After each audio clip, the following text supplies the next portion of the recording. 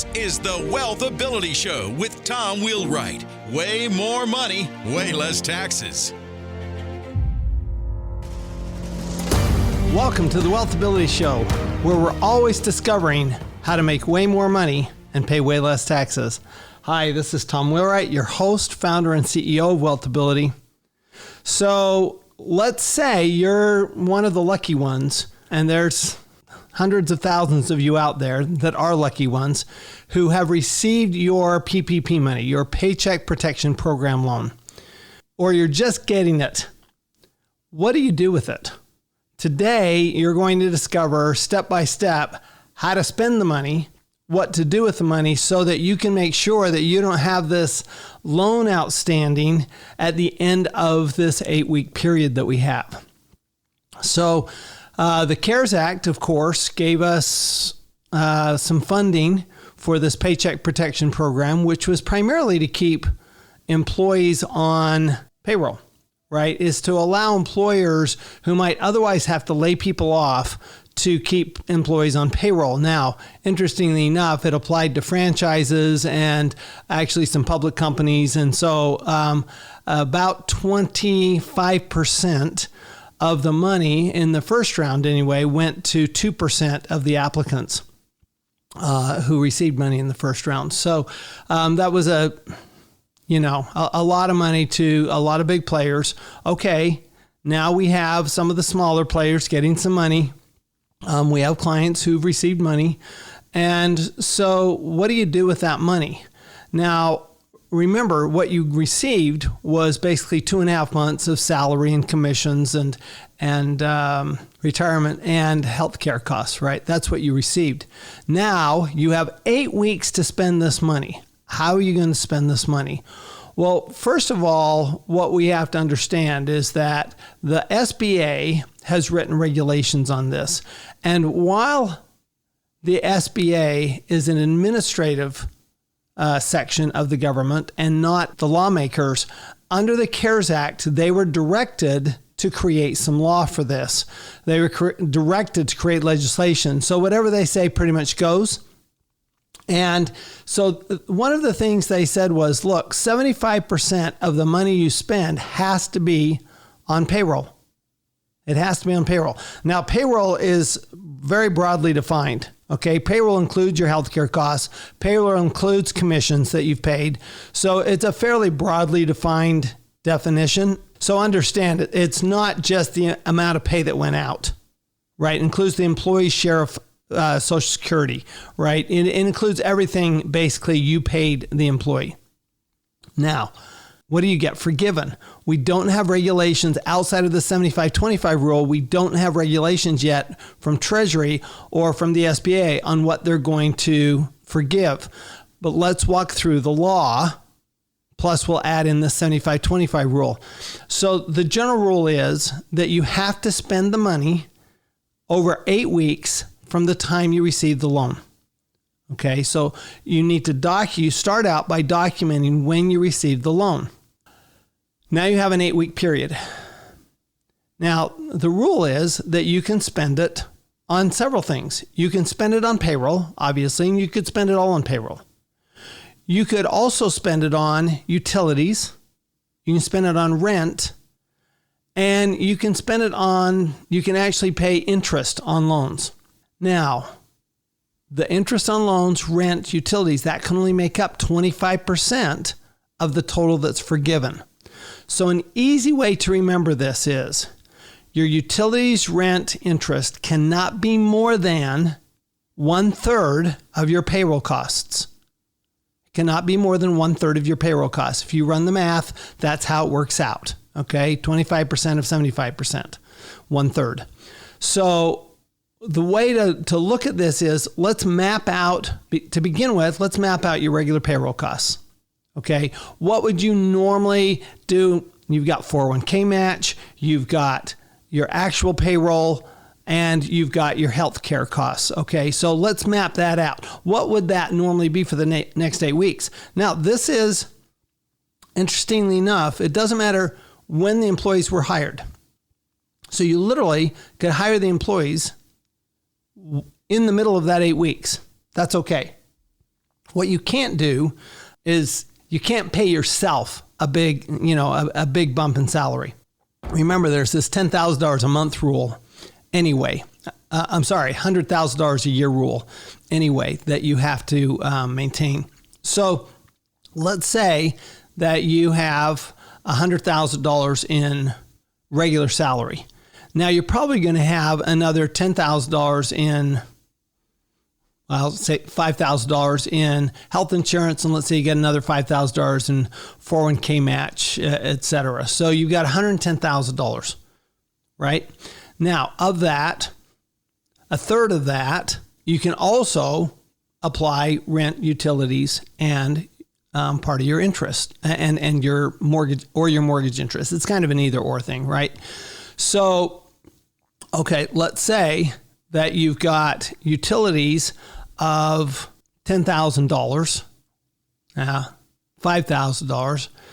Let's say you've got utilities of $5,000. Let's say that you've got rent for those 2 months on $100,000 payroll. Let's say you've got rent of $15,000. So you got $20,000 between rent and utilities. Okay, so that $20,000, is that less than a third of $110,000? The answer is yes, so you're fine. Okay, you're absolutely fine. Now, let's say that you're a restaurant and you have huge rent. Okay, huge rent, and you don't really want to bring all your employees back. Now you have to be a little careful about this because you have to make sure that you're matching up your 75-25 rule. All right. Now, what can you pay in that 75%? So, for example, could you just bring back your management? Okay, so I know of a restaurant that in order to take care of this, what they've done is they decided, well, we're going to bring back management. We're going to have them do things like repairs. We're going to do upkeep. We're having them do things. Well, they're the higher paid people and they're your key personnel. And so they decided to bring them back on. Okay, but they still have a lot of rent. And they still have a lot of utilities. Restaurants tend to have a lot of utilities. So even when they're just open for takeout, right? So, again, what you're going to do is you're going to come up with what that 25% is, and then you're going to back into it. Make sure that you use up. You want to use this up because yes, it's a loan. It's a 2-year loan. The first 6 months is deferred. It's only 1% interest. But if you could have it forgiven and you could spend it on useful things, why wouldn't you do that? Why wouldn't you do that? Okay. So what we've done at Wealthability is we've actually created a spreadsheet. And if you want to call into Wealthability, go schedule a call on wealthability.com. We'll get you the spreadsheet. Okay. I want to make sure that it's easy for everybody to do. And we'll get you this spreadsheet. Just go to wealthability.com/schedule call and we'll get you this spreadsheet. So it's pretty much that simple, I think. I don't think it's as complicated as people say it is. Just remember that 1/3 rule, okay? 1/3 of the payroll can be utilities and basically utilities and rent. Okay, 1/3 of the payroll can be utilities, rent, or utilities and mortgage. Okay, 1/3 of the payroll. Or 25% of the total. That's the same thing, right? 1/3 of the payroll, or 1/4 of the total. And when you run through that calculation, then you need to start making some decisions. You go, okay, should I bring some people back? Now, what about, could I pay bonuses? Could I pay bonuses? And the answer is yes, you can. You can pay bonuses. Now, again, it's up to $100,000 a year annual salary, right? But you can pay bonuses. Now, what about when do you pay it? Here's the issue. So let's say that you you pay your people twice a month. Okay. You pay them on the 1st and the 15th, right, of the month. And let's say that you get your money on the 7th. Okay. So let's say you get your money on May 7th, for example. Okay. Now you're going to have a pay period on May 15th. Going to be your first one. But that is for payroll prior to May 7th, right? So it's let's say you pay people in arrears, right? Most people don't pay ahead of time. You pay in arrears. So you pay on May 15th, June 1st, right? June 15th, and then you're going to pay on July 1st, right? So that's 4 pay periods within that 8-week period, right? Because then your next one's going to be July 15th, and that will be beyond that 8-week period. Okay, following me so far? All right, so that means you have 4 pay periods. Well, do you get to include all 4 of those pay periods? Is that the exact number? And the answer is no. According to the law, the answer is no. Now, we don't know. We don't have regulations yet if they'll change that. But the way the law is written, it says that I get what's paid, accrued and paid. Okay, earned and paid. All right, so I would get the payroll from May 7th to May 15th. I would get it from May 16th to June 1st, from June 1st to June 15th, and from June 15th, basically to July, and I don't know what 8 weeks exactly is there. So here's the thing. Let's say that now I've actually paid more than 8 weeks worth. Okay, so do I get it all? And according to the rules, no. Now, what if you go the opposite direction? Let's say that you get your money on May 16th. Then you'd have your first payroll on June 1st. You'd have another payroll on June 15th, another payroll on July 1st, but then your next payroll would be July 15th. However, that's more than 8 weeks away. So what you're going to have to do is you're going to have to make a special payroll exactly 8 weeks to the day, according to the law. Okay, now regulations may come out and tell us differently, but according to the law, you have to make a payment on the final day of that 8-week period. So you'll need to work with your payroll company to make sure that that is set up properly. Now, you're going to make that payroll, okay? Now, what about retirement? Normally, you would pay, typically, you don't fund your retirement until the end of the year, and you may even fund it after the end of the year. Okay, let's say it's not a straight 401k match. Let's say it's a pension plan, or let's say it's a profit sharing plan. This goes with the bonuses. Then what you need to do is you're going to have to put some money in, and you're going to have to talk to your plan administrator about how much money to put in for that 8-week period if you want to maximize the amount of payroll, because that's included in payroll.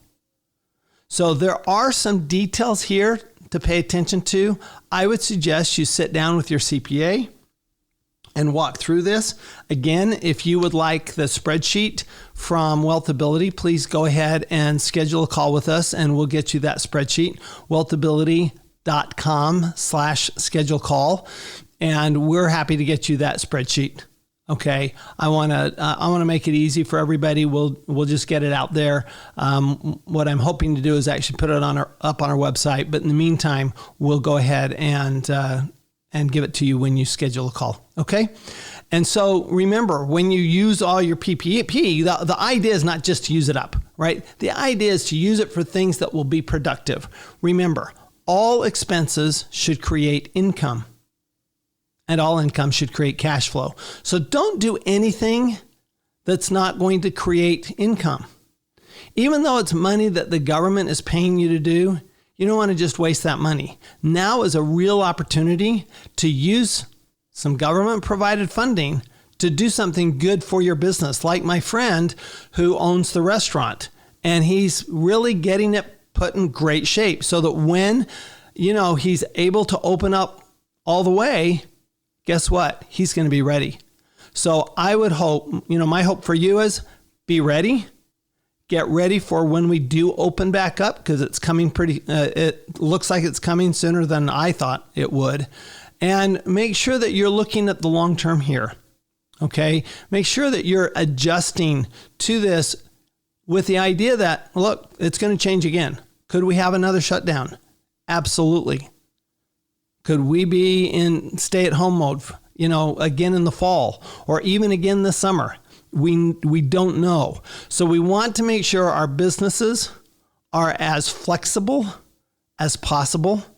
So things that you've done already, keep doing them.